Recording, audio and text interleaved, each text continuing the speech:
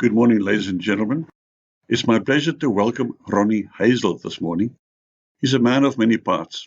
He's a retired geologist here in Hermanus, but he spent much of his working life on the west coast of South Africa and Namibia. He was also posted by his company to places like Russia and Australia. Ronnie is a very keen birder and has been on the committee of the Hermanus Bird Club for many years. He is also an excellent photographer, as you will see this morning in his presentation. He's a very keen hiker and has been involved in various other activities in the community here in Hermanus. Ronnie, thank you very much for this presentation and for the preparation, and we're certainly looking forward to it. Birds and birding.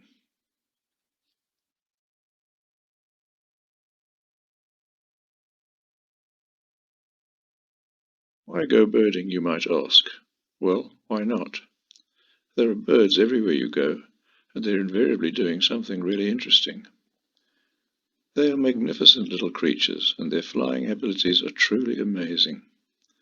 They present a challenge, as they're always on the move, and it takes some skill to identify them as they flit around.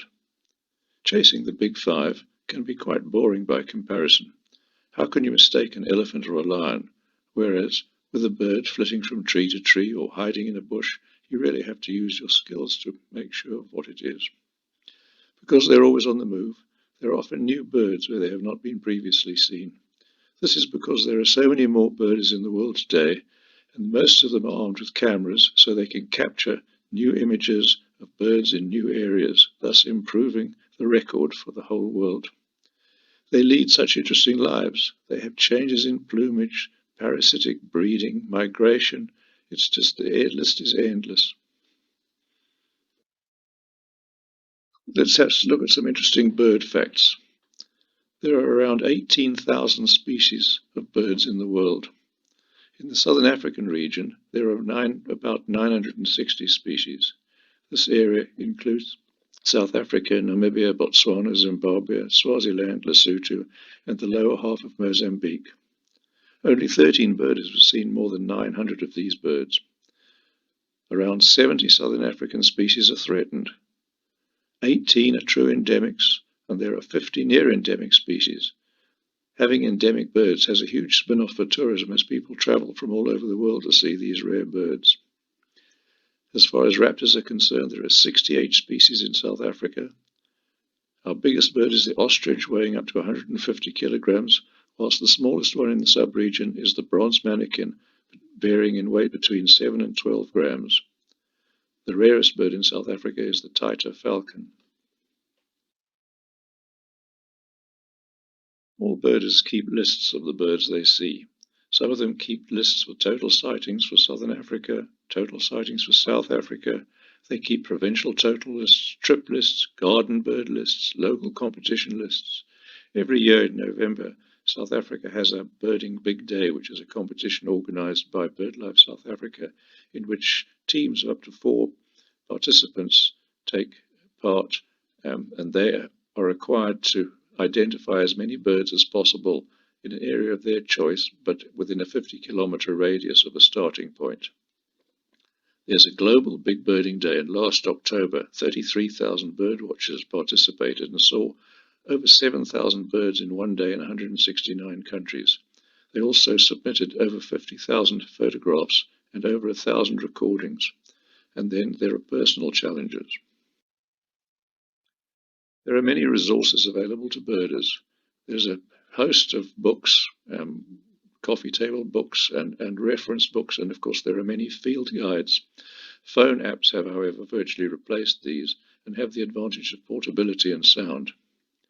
There are many organizations that take people on birding trips, most of which are bespoke. BirdLife South Africa fulfills a valuable information, conservation and research role. Local clubs offer courses and the opportunity to interact and learn about birding. There are 2 very active clubs in the Hermanus region. However, the COVID restrictions have somewhat curtailed their activities. Most parks and reserves offer bird guides for local tours as well. It's important when birding to remember bird ethics. Put the interests of the birds before your own. Don't chase or flush birds unnecessarily. Don't overplay bird calls, especially during the breeding season, when the birds can get quite upset if they think there's another bird in their area. Don't use laser pointers or artificial lights when photographing birds. Leave nests and eggs alone. How well I remember my grandparents having collections of birds' eggs which they had blown. This fortunately doesn't happen anymore. Limit the size of your group. Respect the rights of landowners. Without them, we wouldn't be able to get to many of the places where we see birds, so we really need to make sure that we're not on the wrong side of landowners. Keep records and use available technology to promote the science and local knowledge. Use photography to enhance your knowledge and to spread information.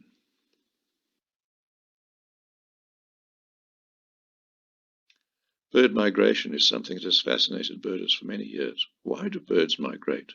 Well, you can imagine a bird in the northern hemisphere when the snow comes and covers up its feeding grounds and it becomes too cold to live in that area. It flies south to a warmer area. So they move up and down from north to south in order to look for new feeding grounds and to get better climate.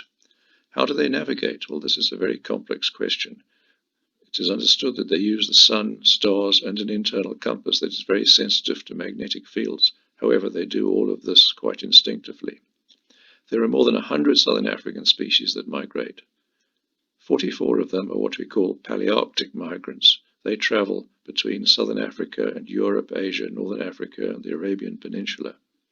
There are also intra-African and altitudinal migration patterns. Sometimes reverse migration occurs when birds get confused and fly the wrong way. And of course, birds have to prepare for migration by increasing their fuel reserves and fattening themselves up, as it were. One of our most interesting migrants is the bar-tailed godwit, which is a summer visitor to our wetlands and shores. This small bird, about the size of a dove, normally grey and white in its non-breeding plumage, migrates from north to south, either from South Africa to Europe or from Alaska to New Zealand. And I'm going to look at the migration route of the ones that fly between Alaska and New Zealand. They breed and feed in the northern summer in Alaska, and in September, when it starts to get cold, they gather and fly to New Zealand, a distance of 11,000 kilometers, and they do this in one flight without landing along the way. If a severe storm does crop up, then they do have the option of landing in Hawaii, but most of the time they fly straight over. And they do this without gliding, with rapid wing beats at an altitude of about 10,000 feet, and they cover this distance in about 10 days. It's a truly awesome feat for a little bird. Having spent their summer in New Zealand, they then take a more leisurely route back via Australia, China, and the Kamchatka Peninsula to Alaska. Bird flight has always fascinated man, and one can understand why. If you're lucky enough to be in the more arid regions in the Northern Cape or in Botswana, and you see a flock of red-billed quailias such as this, you'll be amazed at the way they can fly in huge numbers, yet they never collide. Here's another example of a flock of these quailias, and they swoop and turn, and they're just amazing the way that they don't hit each other. It's the same thing as one sees in the Northern Hemisphere with starlings, and what is called a murmuration of starlings, where they swoop and turn in huge numbers, darkening the sky in some cases. It's always interesting to see birds flying in patterns when they fly. What is a V-shape pattern, an en-echelon pattern, is used by many birds. The reason for this is that as they fly in this pattern, it alters the turbulence in the wind and improves the use of their energy. It's wonderful to see how these birds are totally symmetrical in flight. This was just a picture taken at random of two yellow-billed ducks, and you see the total symmetry in the way they're moving through the air. I always like taking pictures of birds in flight because it's so impressive to see their wings, which is really such an important part of a bird. Here we have some greater flamingos accompanied by juveniles. Those are the grey and white ones. Flamingos normally fly en echelon as well. However, these are not doing that. They've probably been disturbed and had to fly off quickly without a chance to get into any pattern. Raptors, when they take off, are very impressive flyers. This is a crowned eagle. There's a martial eagle, and here we have a juvenile fish eagle. It's just incredible to see the way in which they can launch themselves. Of course, when birds are flying, they do more than travel from A to B. Here's an example of a black-chested snake eagle having caught a snake and preparing to eat it whilst in flight. The sacred ibis is a bird that was much revered by the ancient Egyptians, and it represented their god Thoth. We see many of them, and they're quite characteristic birds. This is a water thickney, and whilst it's a well camouflaged bird when it's on the ground, when it's in flight, it has a very characteristic pattern to its wings which enable it to be identified. The shaft-tailed wider occurs in the north of the country, and it has a beautiful wing pattern as it comes into land on an acacia thorn. And here we have a red-headed weaver approaching its nest with its claws ready to grab on.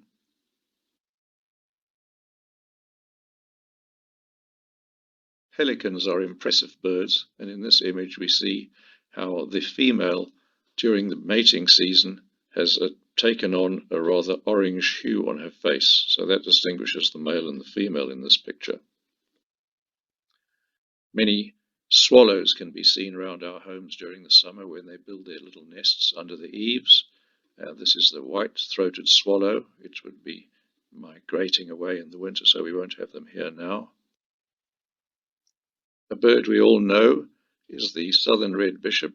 We see them at the side of the road in large numbers in summer when they show their beautiful red and black plumage, but in winter they're just drab little brown birds, and it's hard to distinguish them from their mates. Another interesting bird, especially from the point of view of the way it flies, is the African swamp hen, which used to be called a purple gallinule. Here it is walking over lily pads with its huge feet, and the interesting thing about its flight is when it flies, its legs actually don't get tucked in, they hang down beneath it. Another bird with interesting legs is the purple heron. We always look at its neck and its feathers and think what a beautiful bird it is, but have you ever looked at its feet and seen what huge claws it has? Here's the African hoopoe, which we see in our gardens. It's generally regarded as the smelliest bird in the world because it has a nasty habit of excreting a fluid over its eggs, which is really foul smelling. So apparently its nest is not of a nice place to be. The black-winged kite, which used to be called the black-shouldered kite, is a raptor quite common in the region, and we often see them hovering, and they can stay almost dead still in the sky while they hover and search for prey before diving down to catch a mouse or whatever it is they're after.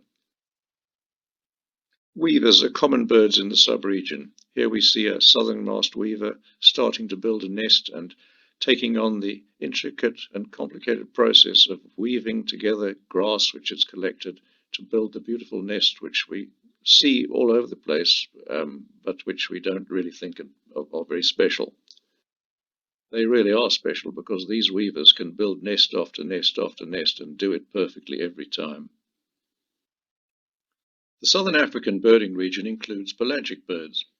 These are the seabirds that occur around our coast, and many people go to great lengths to get out and see these interesting species. The way to do this is to engage a private operator, and there are many that operate out of Cape Town, especially in the winter months, which is high season for pelagic birds. So people rent the crafts and go out to sea with a guide usually and see these wonderful birds. BirdLife South Africa has also arranged some interesting cruises on large cruise ships to areas of interest. This is a route map of a cruise that I did in 2019 on a large cruise ship organized by BirdLife South Africa. We went out to beyond the edge of the continental shelf into the Southern Ocean to areas where you get upwelling and where large volumes of plankton are brought up from deep down. These attract large shoals of fish, which in turn attract the birds. And this is a view of the rear decks of this particular ship, and you can see it's lined with birders with their binoculars and telescopes and cameras. This particular vessel could accommodate over 2,000 visitors, and it had 1,950 birders on board, so you can imagine the crush there was all around the railings looking for birds all the time.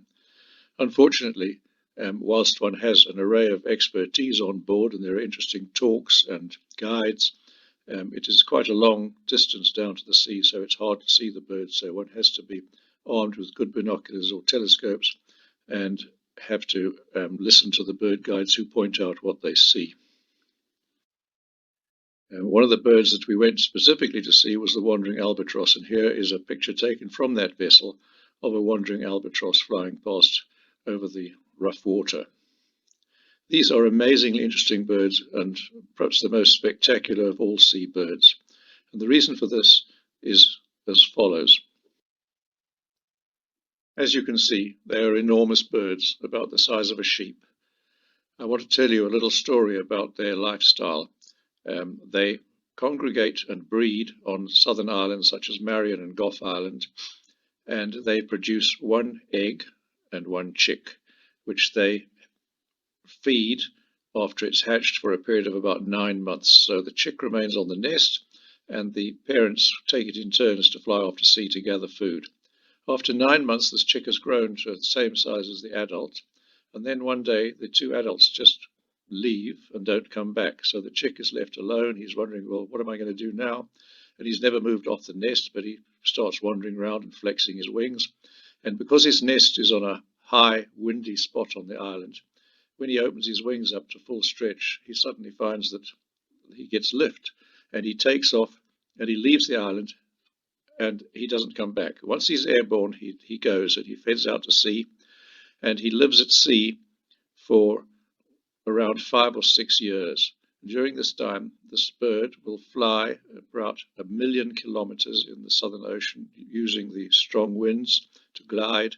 There's very little wing flapping with an albatross, and so they live like that for about 5 or 6 years. Then they will return to the island where they were born, and they will start to take up with another young albatross. They won't mate, however. They will make embryonic attempts at building nests, but nothing transpires, and after a week or two of this, they head off to sea again because they're getting hungry.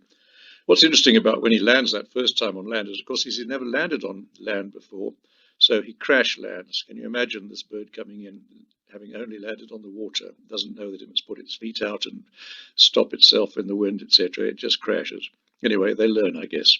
So they head off to sea, and after they're about 9 years old, of coming back to the island every summer for a short stint of looking around for a mate, they do come back and they find a mate, and they mate for life, and they lay their first egg, and the cycle starts again. Albatrosses, or wandering albatrosses, live till they're about 60 years old, and during this time they lay an egg, produce a chick every 2 years. So they're very productive in their own slow way. They never have a menopause, so they go on producing eggs until they die. And during the course of their life, they fly probably 10 million kilometers at least around the Southern Ocean. Truly remarkable birds. Here is the same one that I took a picture of earlier, and you can see now with its wings outstretched as it swoops and turns in the wind. And I'll give you an idea of its size. There it is with a normal man next to it. So it's got a wingspan of about 3.5 meters. One of the most awesome seabirds around. A couple of years ago, a group of about 8 of us in Hermanus decided to take a cruise into the Southern Ocean without a guide. So we chartered this small fishing vessel and headed off into the Southern Ocean. This is our route. We sailed or powered our way south for about 85 kilometers until we were around 65 kilometers south of Cape Point, and here we ran into trawlers fishing, and this was where we reckoned we'd see the birds. This is us as we headed out with the mountains around Hermanus in the background. And once we arrived at our destination close to a trawler, there were many seabirds, and these are albatrosses and petrels, etc., that were massing in the water behind the vessel. The shy albatross is perhaps the most common of the albatrosses we see around the coast here, and one can sometimes see them from the beach with binoculars. Here is another shot of the shy albatross. What's interesting about these birds is they're not frightened of people. They will swim right up to one, and especially if one throws some food into the water, they come very close. Here's the black-browed albatross. Of course, as I say, we did not have a guide on this trip, so we had to identify the birds ourselves, and most of this was done by taking photographs and then identifying them once we got home. Here's another example of the black-browed albatross, a juvenile. This is a juvenile Atlantic yellow-nosed albatross. Its nose goes yellow as it matures. Here we see perhaps the most beautiful of the local seabirds, the pintado petrel, with its beautiful black and white feathers. This is a group of them taking off from the water next to our boat. And here one can see the display on its back and wings as it flies away. Another interesting bird that we saw out there was the Antarctic prion. This is a bird that one doesn't see from close to the coast at all. Brown skuas, however, do come in close to the shore, and we see them quite frequently if we use binoculars and look out from the new harbour, say. Here's one on the water. This is a northern giant petrel, one of the marauders of the sea. The sooty shearwater, another bird which can be seen from the coast. And here we have the beautiful white-chinned petrel. There's another example of a white-chinned petrel with its very complex bill. Of course, on the coast itself and in and around Hermanus, one sees large numbers of heartlub's gulls. And we see plenty of kelp gulls. And of course, there are large flocks of cormorants in evidence at times, especially when sardine runs are close to the shore. This is an example of a small portion of a large flock which is believed to live on Dyer Island, about 40,000 of these Cape cormorants. And here one can see them massing on the rocks just along the Hermanus coastline. Cape gannets live and breed at Lambert's Bay on the west coast. However, they come down to the waters of Walker Bay when there are sardine runs or pilchards in the bay. And here is an example of them fishing in large numbers and diving into the water. They're expert divers. And this picture is taken looking across towards Gansbaai from Grotto. We are fortunate to have a colony of African penguins living at Stony Point in Betty's Bay. These fascinating little creatures are the only birds that walk upright and swim instead of fly, and they really are expert swimmers. They can in fact go so fast through the water that if they swim up, they can launch themselves out of the water for about a meter or two. So they use this technique for getting out onto the rocks. There's a African black oyster catcher. These birds were in decline until there was the ban on beach driving, which helped them a lot because they lay their eggs in shallow nests up on the beach, and vehicles were flattening the nests regularly before the ban. Another bird we see along our coast in rocky pools is the common greenshank, a beautiful wader.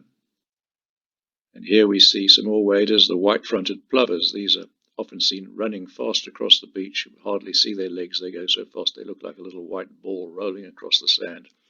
Sadly, these birds are also in decline. It's not known quite why, but again, they do lay their eggs in shallow scrapes on the beach just around the high water mark, so possibly walkers and dogs affect them.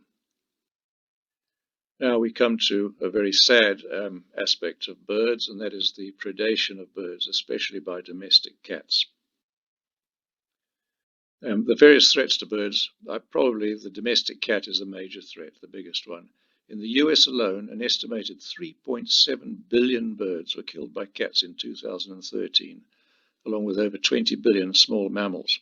Now, if one extrapolates that figure of 3.7 billion birds killed in the USA to the rest of the world, then there are probably 20 or 30 billion birds killed a year by domestic cats. And people should take note of this. And certainly in Australia, for instance, when we lived there, there was a curfew. Cats had to be locked up at night.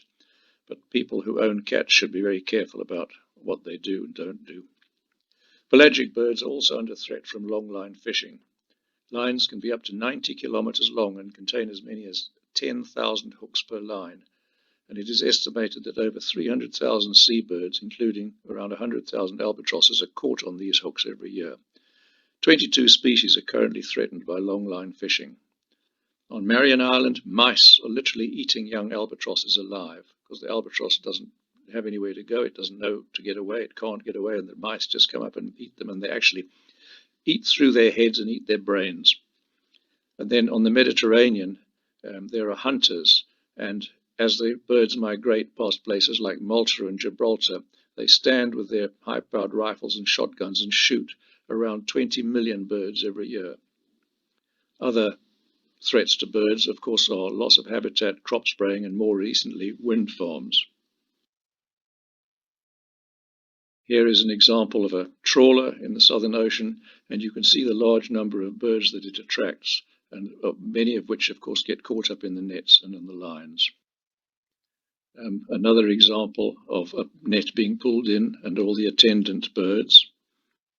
And here is one of the mitigating factors that has recently been introduced, where streamers are attached to the long lines, and these tend to frighten the birds off a little bit. So that's one thing that is being done now that is good. Back on land, the ground woodpecker is one of our more interesting birds. One normally has to climb a mountain to see these, and they occur in small flocks of 3 or 4. They have a diet of ants, and they feed on large numbers of these in the early morning, and then can be seen for most of the rest of the day sitting, sunning themselves on the rocks.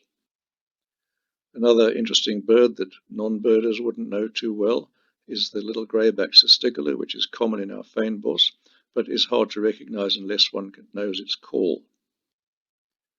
The Cape longclaw lives in marshes and grasses around the edge of lagoons and pans. They're fairly common in the area, a beautiful bird. One of the most common larks in the area is the large-billed lark. Again, not easy to recognize if one is not a birder, but it has a very characteristic call. Around our dams and lagoons, one will often see 1 or 2 small groups of 3-banded plover. It's quite a pretty little bird and easy to recognize because of its banded neck and its red eye and bill. And another bird that is often seen around dams is the hummerkop, aptly named, a species of stork, and it can be seen fishing mainly for frogs. They build large nests out of twigs and sticks.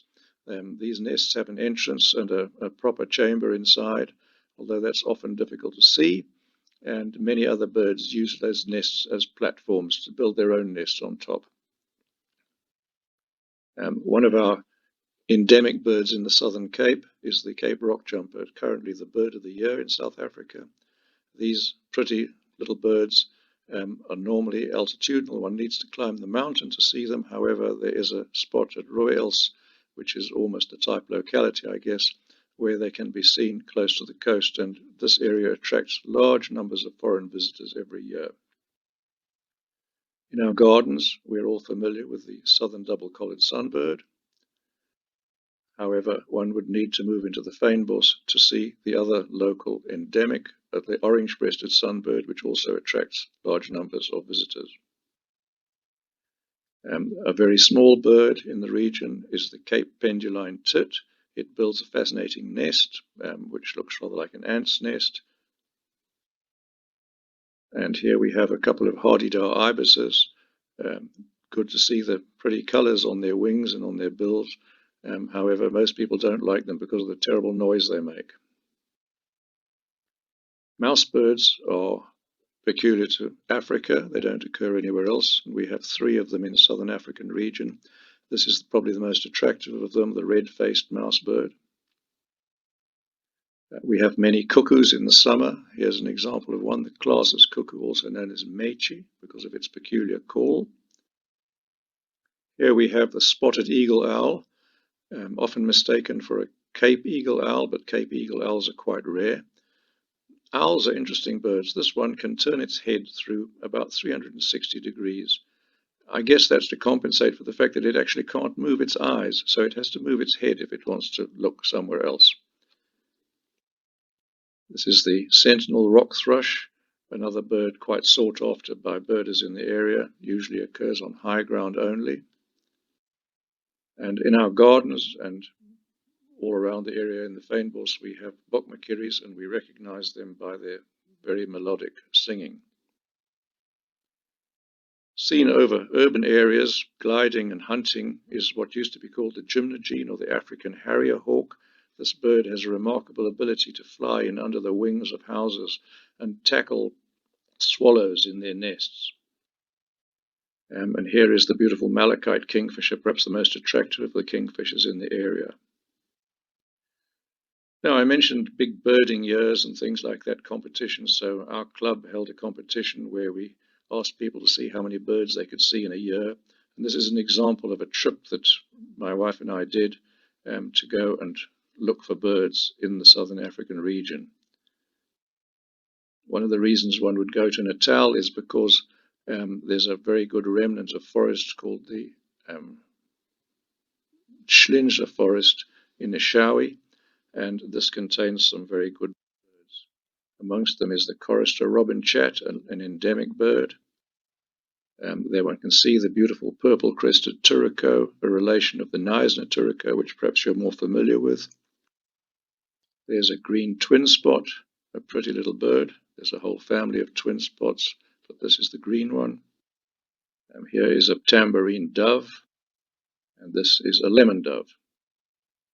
The forests in that area are good places to look for Narina trogons, although you can find them much further afield down as far as Neisner. Normally one would see the beautiful red breast, however this bird went and looked away from me, so I could only look at its pretty back. Another forest remnant in the area is the Ngoyi forest, further north of Eshowe, and one goes to this forest because it is the only place in the southern African birding region where the green barbet occurs. This seldom seen bird lives high in the canopy, and one needs to engage a good guide to show you where it occurs. Also seen in the canopy are interesting forest birds like the trumpeter hornbill, whilst on the grasslands round about there are ground hornbills, a threatened species. Another bird seen in that area is the yellow-bellied greenbill, quite characteristically named. The visit to Wakkerstroom is always a must on everybody's birding list. As you can see, it's a pretty dull-looking area in terms of the satellite image we see anyway. And one needs to have a guide to show you these endemic species such as the yellow-breasted pipit, which lurks in the grasslands, and even more difficult, the Boerter's lark, quite a cryptic bird, and without a guide one would be really hard-pressed to see it. Closer to the town of Wakkerstroom there are wetlands, which are very popular with birders, and here is the grey-crowned crane, the relative of our blue crane. Whilst on the water there are black-crowned night herons, squacco herons. Here is an African rail.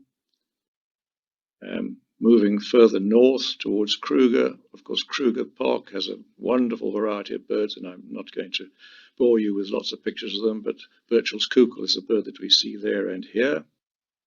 And there is the green-backed heron. There are many vultures in the Kruger Park. This is a hooded vulture on the road. And here an African fish eagle swooping down to a waterhole in an attempt to catch a fish. We have helmeted guinea fowls in the Cape. However, in the northern Kruger, one will see the crested guinea fowl, which is a really interesting bird with its top knot of feathers and this thing around its neck, which looks like a shawl. There are many firefinches, and the red-billed is probably the most attractive. Here is the swee waxbill. We get swee waxbills here in Hermanus, and they're really pretty little garden birds. And here is the somber greenbill, which we also have in our local coastal forests. I mentioned the smallest bird in South Africa, the bronze manakin, and here is a pair of them. This is taken at Machuba's Kloof. And whilst in the north, here is the boulder chat, a much sought after bird, because they only occur in limited numbers in small areas of boulder outcrops, granite boulder outcrops. This one is flying up to catch an insect, and it really has a balletic look about it. In the arid regions, you'll find violet-eared waxbills, a really pretty waxbill. Here's a swallow-tailed bee-eater. Black-backed puffbacks are quite common once one gets out of the Cape and goes north. They have a habit of puffing up the feathers on their back, which makes them look very different. The red-crested coron is an interesting bird because it has an amazing mating flight where it flies vertically up and then tumbles to the earth, squawking loudly. The rest of our birding big year, we did another trip to Namibia, again to look for the endemic Namibian birds mainly, and also to visit the Kalahari. Here is one of the birds one goes to Namibia to see, the Ludwig's bustard. And in the southern Namibia, there are rosy-faced lovebirds in the Namib Desert. These have recently, a lot of them have escaped in Johannesburg and are becoming quite common in people's gardens, where I think they do quite a lot of damage and interfere with other birds. The sociable weaver is a bird that one sees. We all know its nesting habits. It's on telephone poles and on trees. One will see these huge sociable nests. And here's an example of one of their homes. They build these enormous heavy nests, and sometimes branches break off under the weight of them. And they live in large numbers in these nests, and they have visitors such as Cape cobras that come to feed on their young, living in the same area nest. And also pygmy falcons, the smallest of the falcons, and it also occupies a section of that nest where it occasionally feeds on young sociable weavers, but mainly uses it as a nest. When in Namibia, one needs to visit Walfish Bay to see the large numbers of waders and water birds that occur in the salt pans to the south of the town. These include huge flocks of both greater and lesser flamingos, and here we see some lesser flamingos. And here we see some more with birds stretching out into the distance on the salt pans. These are curlew sandpipers wading in the salty water. And then in the area, one could visit the Erongo Mountains, which also contains some rare and interesting birds.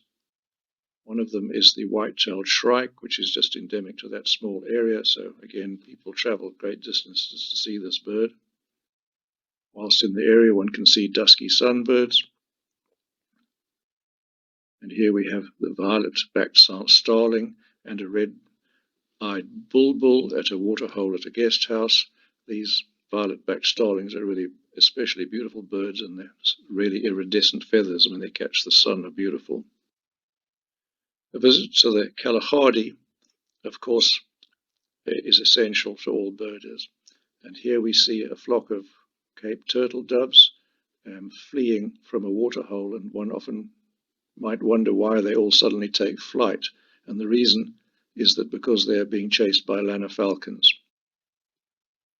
Here's a lanner falcon, and it seems to have gotten some feathers in its claws, and perhaps it's pulled out some tail feathers from that bird that's in the water below it. That's a Namaqualand dove that it's after. And here we have a picture of it with a dove, a Namaqua dove, in its claws as it flies away. They catch dozens of them every day. Besides lanner falcons, there are many other raptors in the area. Here is a greater kestrel. This is the beautiful Gabar goshawk. This was just outside our camp at Mata. There are lappet-faced vultures, the largest of the vultures, and they'll normally be around waterholes or around kills. The pale chanting goshawk, which we see all over southern Africa. And here we have a western barn owl. These live normally in old ruined buildings, and they are really quite interesting birds. In the stream beds there, we saw Kalahari scrub robin.